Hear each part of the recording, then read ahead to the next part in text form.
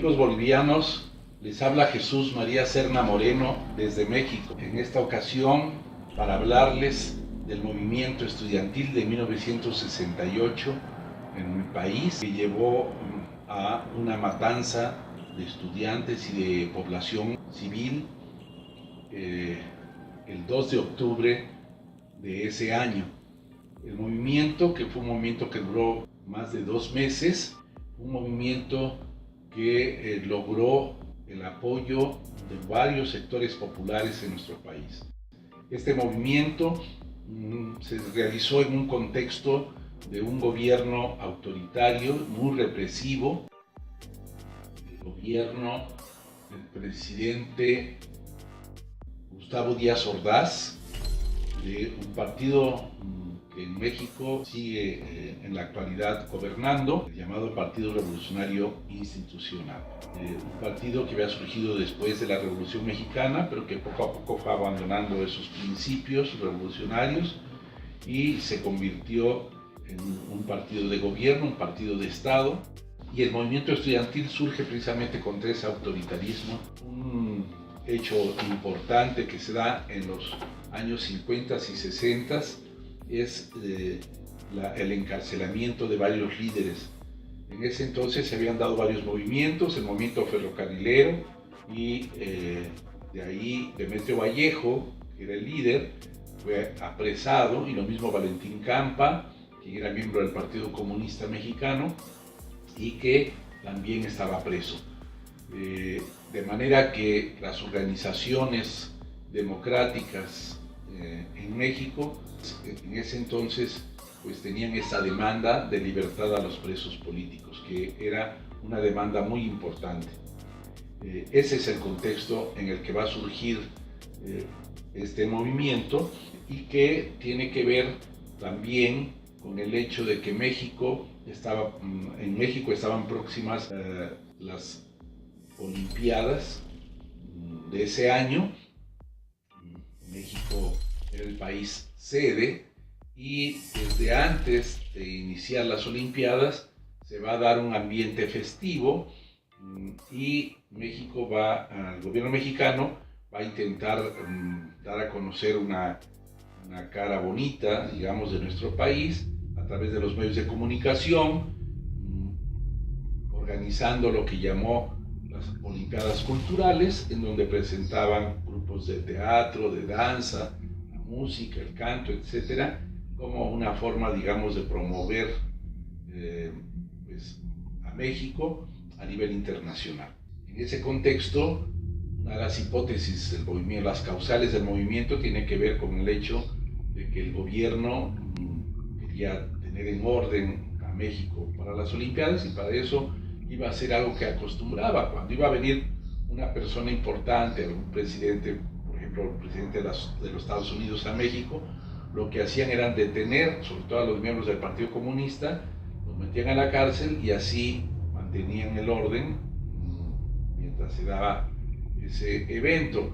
En el caso de las Olimpiadas, pues una de las hipótesis que se maneja sobre las causales del movimiento decía es que el gobierno pues intentaba también hacer un poco este tipo de estrategia, y entonces da una provocación, una trifulca que se genera por dos pandillas, los Ciudadelos y los Arañas, en una parte cerca del centro de la Ciudad de México, un lugar que se conoce como la Ciudadela, y ahí la acción de los órganos represivos del Estado va a ser tremenda, y eso va a generar una reacción. Las cosas se van a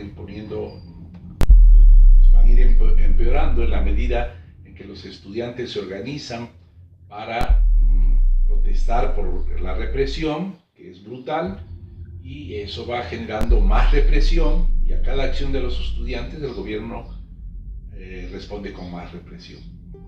Entonces, en cosa de 5 o 6 días, el movimiento se escala, y muy rápidamente el Politécnico va a entrar en huelga, la universidad también, y posteriormente otras instituciones educativas también nos van a apoyar, y el movimiento va a generar la participación de miles y miles de estudiantes, cientos de miles de estudiantes, que van a salir a las calles en brigadas, que se van a organizar, que van a realizar asambleas, que van a realizar mítines relámpagos, que van a realizar pintas en los muros, una primavera política de toma de conciencia estudiantil, de vinculación con el pueblo de México. Por primera vez se va a dar esta relación entre los estudiantes y la población.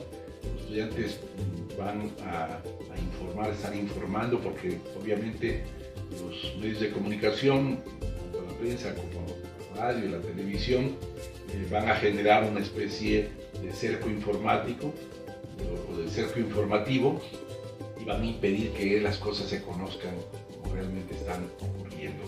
Hay una manipulación de la información, y por eso los estudiantes tienen que informar a la población a través de los mítines, a través de subirse a los autobuses, hablar con la gente, hacer esta, digamos, visita a los centros de trabajo, etcétera, para informar.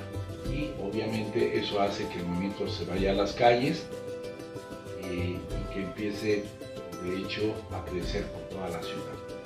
El movimiento, durante todo lo que queda restaba del mes de julio, se inicia el 22 de julio, y ya en agosto va a haber marchas encabezadas por el rector de la universidad, que va a apoyar el movimiento estudiantil y va a tener una actitud muy digna, y los estudiantes, apoyados por su rector, pues van a ir tomando confianza de asistir a las marchas. Por primera vez se vuelve otra vez a llegar en una marcha hacia el Zócalo de la ciudad, cosa que hacía muchos años que no ocurría.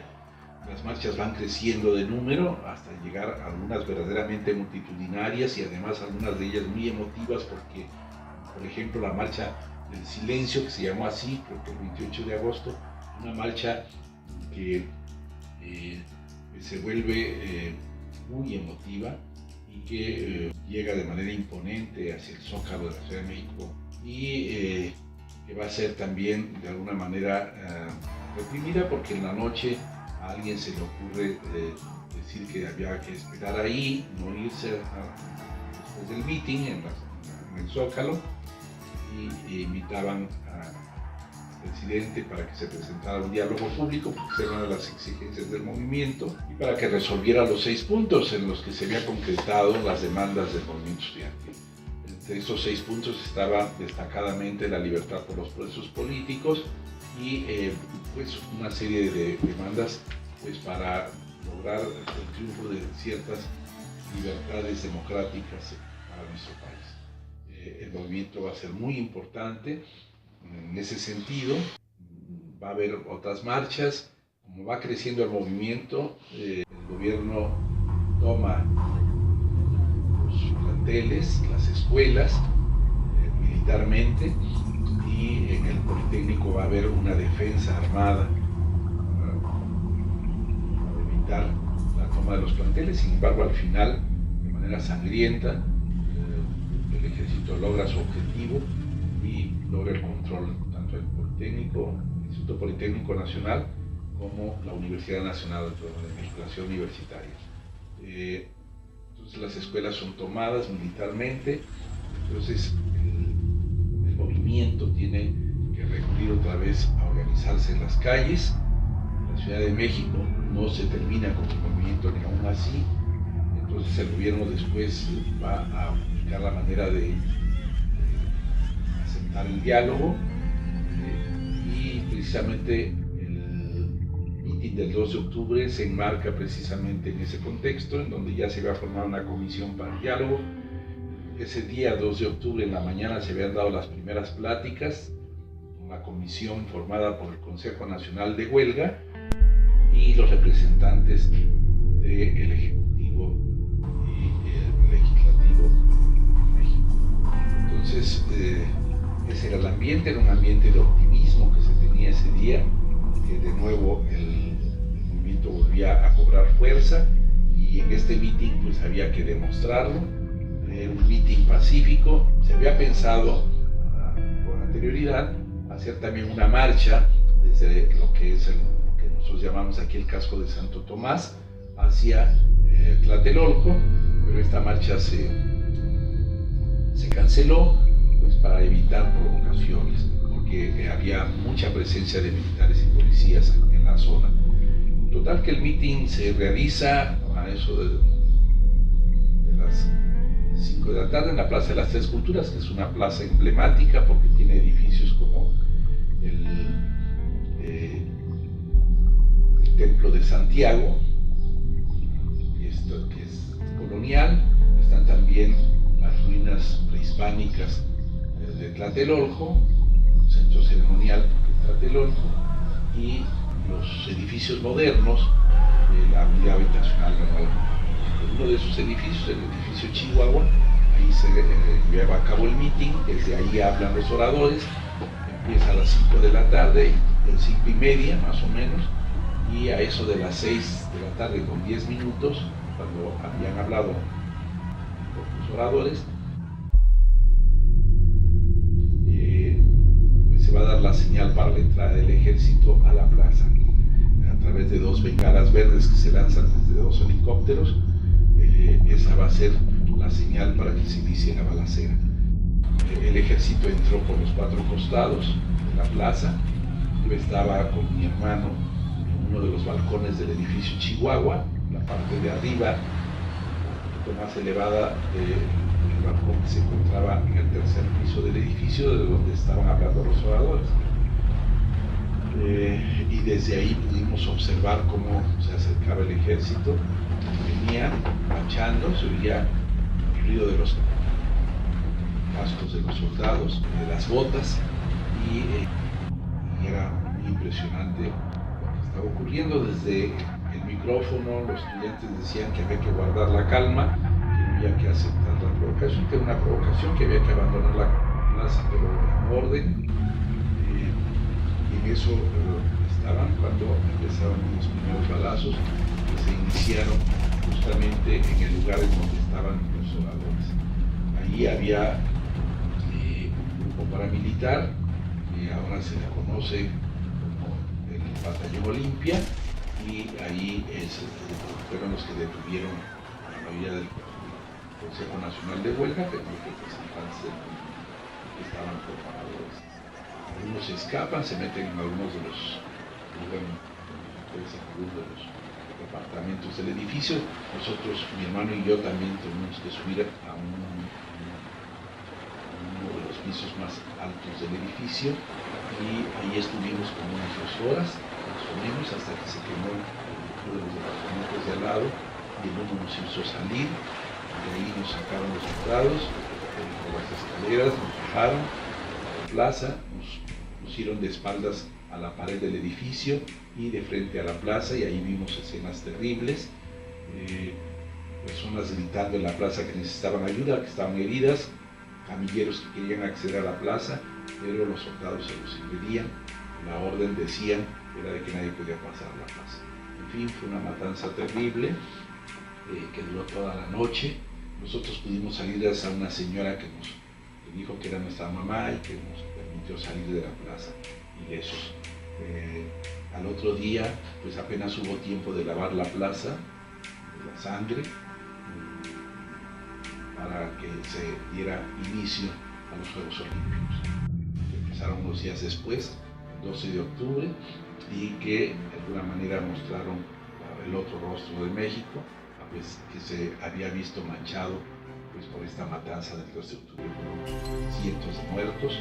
No se sabe con exactitud cuántos, por supuesto, pero sí fue una matanza de estudiantes, de señoras, niños, viejos, de la población en general, y estudiantes que estaban ese día reunidos pacíficamente en Tlatelolco. Eso nos lleva a pensar el 2 de octubre como un día de lucha, que para nosotros sigue siendo muy importante, y nuestra consigna sigue siendo que el 2 de octubre no se olvida, pues para que se pueda terminar con esa impunidad que existe hasta ahora. El hecho de que el responsable más importante, que es Luis Echeverría, sigue vivo y pues no ha sido castigado, como nadie más ha sido castigado por estos hechos sangrientos. Bueno, era sobre eso, sobre lo que les quería hablar. el 2 de octubre marcó un momento importante de la lucha por las libertades democráticas en nuestro país. Es un parteaguas histórico muy importante y que nosotros seguimos recordando. Por eso quería hablarles. Eso era todo. Muchas gracias.